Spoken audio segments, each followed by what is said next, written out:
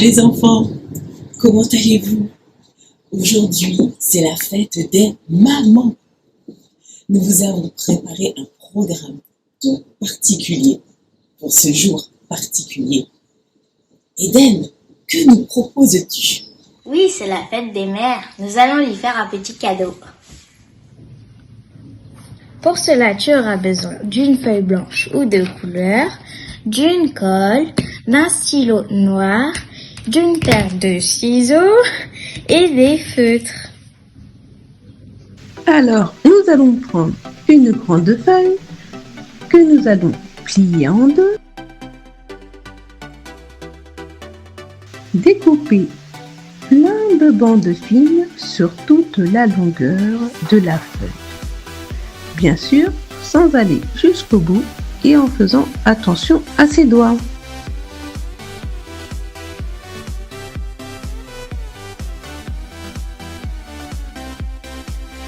Maintenant, nous allons ouvrir la feuille et mettre de la colle sur tout le bas.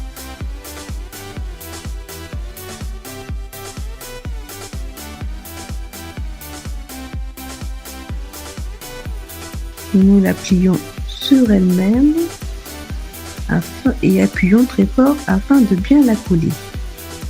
Maintenant, nous allons enrouler la feuille sur elle-même.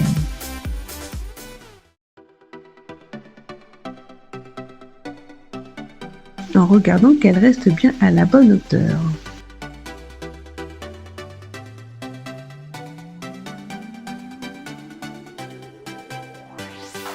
On la fixe avec une petite pince.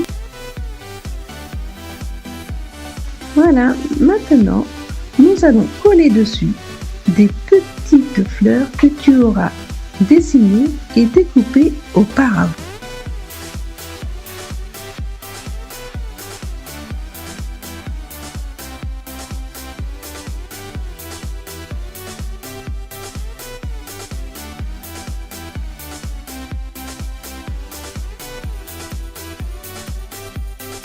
Toutes ces couleurs apportent de la gaieté à notre petit bouquet, n'est-ce pas?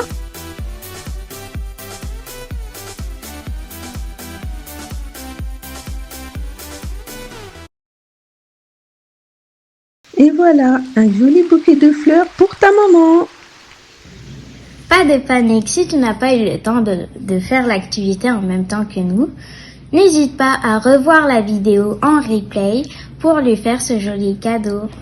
Merci les amis, je suis sûre que vos mamans seront très contentes. Maintenant, allons voir ce que dit la Bible sur les mamans. Merci Eden.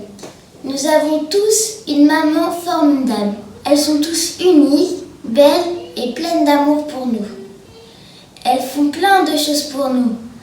Alors, on va voir dans le livre d'Exode, chapitre 2, pour voir l'histoire de la maman de Moïse qui a été très courageuse. C'est parti!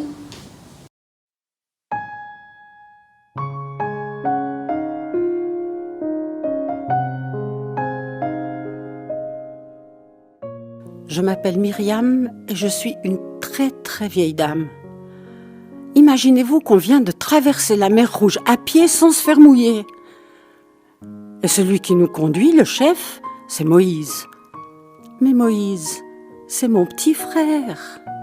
Je lui ai appris à marcher, je lui ai appris à parler. En fait, je vais vous raconter son histoire. Quand j'étais petite, on habitait dans un très grand pays qui s'appelle l'Égypte. Mais nous, on n'était pas des Égyptiens, on était des Hébreux. Et il y avait une quantité de familles hébreux. Alors ma famille, c'est papa, maman, Aaron, mon frère et moi. Mon papa, il travaille pour le pharaon. Le pharaon, c'est le roi d'Égypte. Mais il a un travail, mais difficile et pénible. Ils construisent des maisons, ils construisent des villes, ils construisent des pyramides. C'est un travail de fou. Il rentre, il les met complètement crevé, il n'en peut plus et en plus de ça, il est mal payé.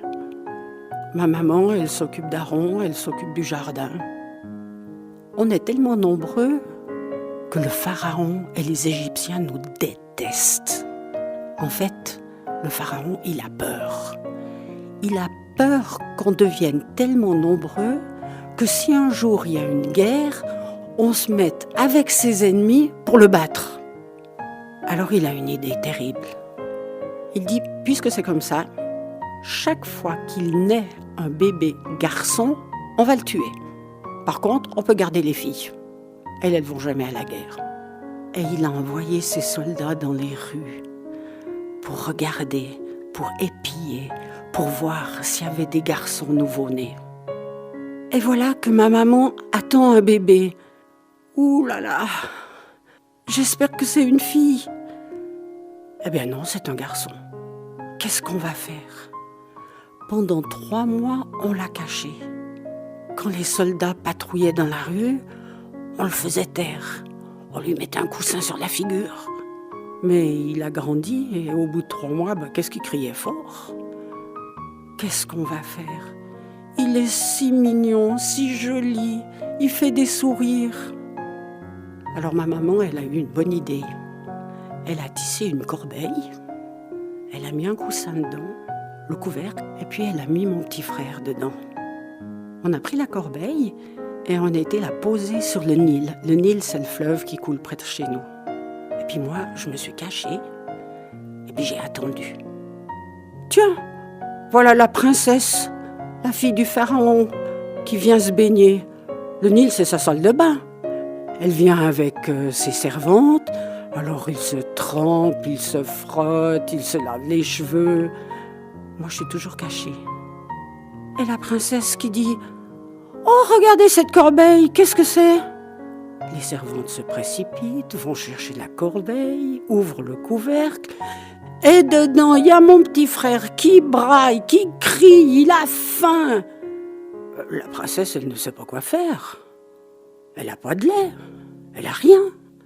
Alors moi, je sors de ma cachette et je vais vers elle et je lui dis « Princesse, est-ce que vous voulez que j'aille chercher une maman qui a du lait ?»« Ah oui, vas-y, ça sera très utile. » Et moi, je me suis précipitée à la maison, j'ai appelé ma maman, on est revenu vers la princesse et je lui dis « Voilà, cette dame, elle a du lait, elle peut s'occuper du bébé. » Alors la princesse a dit « Écoutez madame, je vous prête ce bébé, ça sera de toute façon mon fils. Je vous payerai pour que vous puissiez le nourrir correctement. » Elle ne savait pas que c'était le nôtre. Alors on l'a repris à la maison. Et du coup, on n'avait absolument plus peur des soldats qui passaient dans la rue, puisqu'on s'occupait du fils de la princesse. Ça a duré 3 ans, 4 ans peut-être. Et puis, on a dû le redonner à la princesse, la fille du pharaon. Ça veut dire que le pharaon, c'était le grand-père de notre petit frère. La princesse l'a pris. Elle lui a donné un nom. Je l'appellerai Moïse, ça veut dire sorti de l'eau, puisque je l'ai trouvé dans une corbeille sur le Nil. Moïse a grandi à la cour du pharaon. Dieu nous a donné les mamans pour nous aider à grandir. C'est pourquoi il est de notre devoir de les respecter. Que veut dire le mot respecter? Respecter, c'est avoir de l'admiration pour une personne qui tient une très grande place dans notre cœur. Nous devons écouter nos mamans et leur obéir, car elles ont beaucoup de choses à nous apprendre.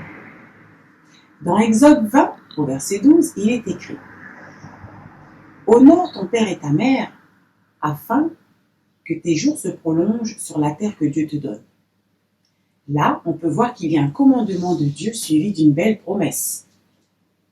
Dans Proverbe 1, au verset 8, il est aussi écrit « Ne rejette pas l'enseignement de ta mère. C'est pour te dire à quel point une mère est précieuse. » Allons voir maintenant comment les enfants célèbrent leur maman. Qui peut trouver une femme vertueuse? Elle a bien plus de valeur que les perles. Le cœur de son mari a confiance en elle et les produits ne lui feront pas défaut. Elle lui fait du bien et non du mal tous les jours de sa vie. Elle se préoccupe de la laine et du lin et travaille d'une main joyeuse. Elle est comme un navire marchand. Elle amène son pain de loin. Elle se lève lorsqu'il est encore nuit et elle donne la nourriture à sa maison et achète et tâche ses servantes. Elle plante un champ et elle acquiert du fruit de son travail. Elle plante une vigne. Elle scinde ses forces, ses rênes et elle affirme ses bras. Elle sent que ce qu'elle gagne est bon. Sa lampe ne s'éteint point pendant la nuit. Elle met la main sur la quenouille et ses doigts tiennent le fuseau. Elle tend la main au malheureux et tend la main à l'indigent. Elle ne craint pas la neige pour sa maison, car toute sa maison est vêtue de cramoisis. Elle a fait des couvertures, elle a fait des vêtements de fin lin et d'or pourpre. Son mari est considéré aux portes lorsqu'il siège avec les anciens du pays. Elle fait des chemises et les vend et elle les livre ceinture aux marchands. Elle est revêtue de force et de gloire. Elle se rit de l'avenir, elle ouvre la bouche avec sa sagesse et des instructions aimables sont sur sa langue. Elle vit sur ceux qui passent dans sa maison. Elle mange pas le pain de paresse. Ses filles se lèvent et la disent heureuse. Son mari se lève et lui donne des louanges. Plusieurs filles ont une conduite vertueuse, mais toi, tu les surpasses toutes. La grâce est trompeuse et la beauté est vaine. La femme qui craint l'Éternel est celle qui sera louée. Récompensez-la du fruit de son travail et qu'aux portes de ses œuvres, louez-la. Proverbe 31, versets 10 à 31.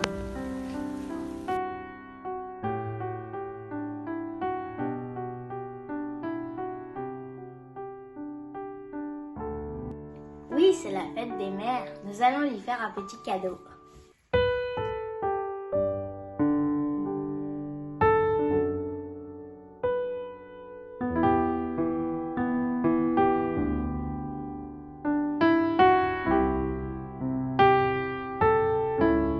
Je t'aime, maman. Mouah.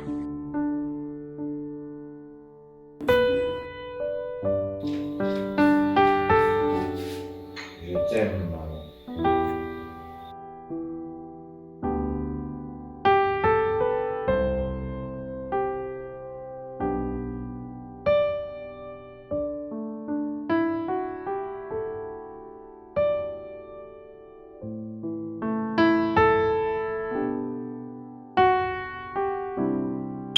J'espère qu'aujourd'hui tu as passé une bonne journée, que tu as bien travaillé.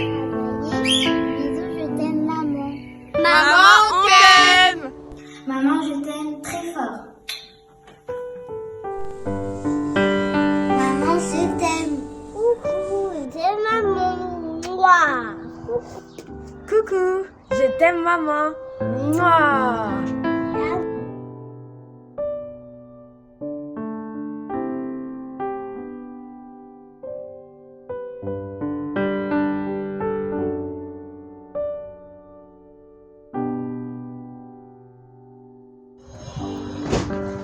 Bonne fête à tous les mamans.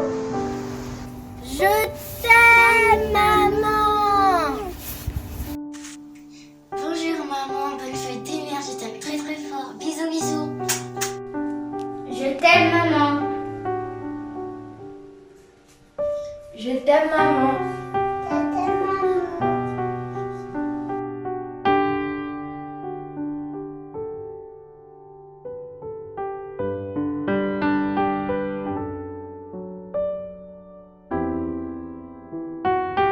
Je t'aime maman, bonne fête.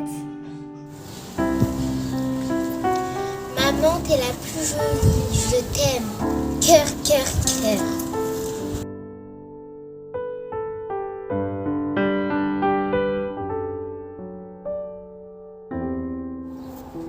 Maman, je t'aime.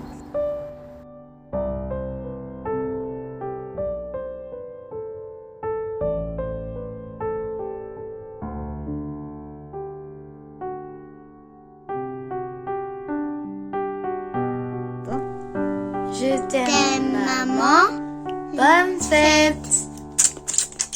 Je t'aime.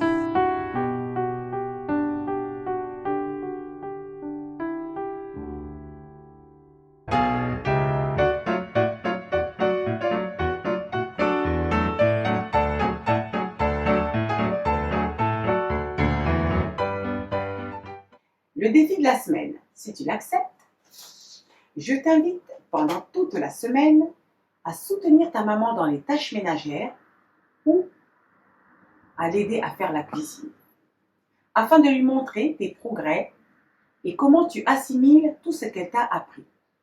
Je compte sur toi.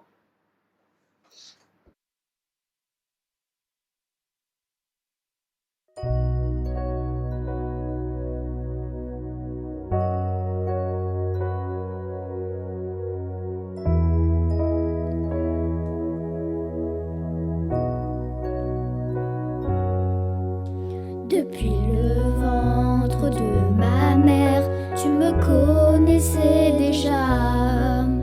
Puis placé dans les bras de ma mère, sachant que tout irait bien.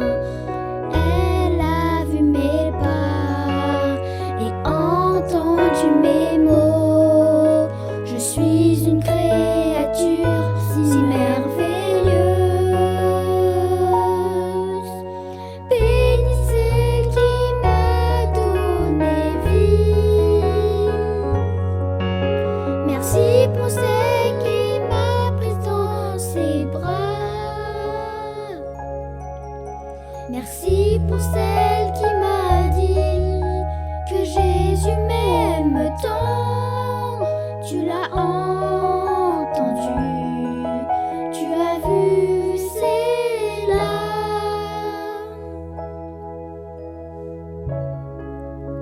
Elle est bénie de Dieu. L'amour d'une mère est précieux, fidèle et pur. Avec tendresse, elle bénit bien plus que je ne mérite. Quand je regarde dans ses yeux, je commence à mieux comprendre que son amour pour moi est si merveilleux. Béni celle qui m'a donné vie. Merci pour celle qui m'a prise dans ses bras. Merci pour celle qui m'a dit que Jésus m'aime tant. Tu l'as entendu, tu as vu, c'est là.